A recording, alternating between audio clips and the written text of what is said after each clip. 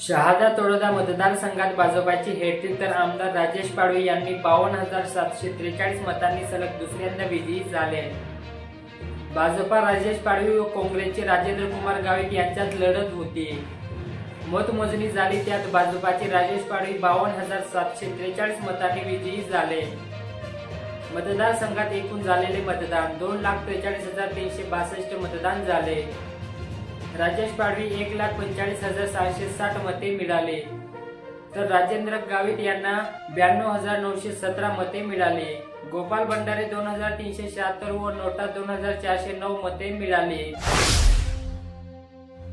नवापूर विधानसभा मतदारसंघात काँग्रेसचे शिरीष कुमार नाईक हे 1,121 मतांनी विजयी झाले. नवापूर विधानसभा मतदारसंघात अत्यंत अटीतटीच्या व चुरशीच्या झालेल्या लढतीत भरत गावित यांना 56,187 मते मिळाले तर शिरीष कुमार नाईक यांना 87,169 मते मिळाले. शरद कुमार गावित अपक्ष यांना 86,044 मते मिळाले. शिरीष कुमार नाईक हे 1,121 मतांनी विजयी घोषित झाले. अक्कलकुवा अक्राणी मतदारसंघात शिवसेना शिंदे गट आमच्या पाडवी यांच्या अटीतटीच्या लढतीत 3,737 मतांनी विजयी झाले. अक्कलकुवा मतदारसंघात चौरंगी लढत होती. माजी मंत्री आमदार केसी पाडवी यांच्या पराभूत केले. माजी खासदार हिना गावित, माजी मंत्री पद्माकर वडवी यांनाही पराभवाला सामोरे जावे लागले. मतमोजणीच्या पहिल्या फेरीपासून आमदार केसी पाडवी हे आघाडीवर होते.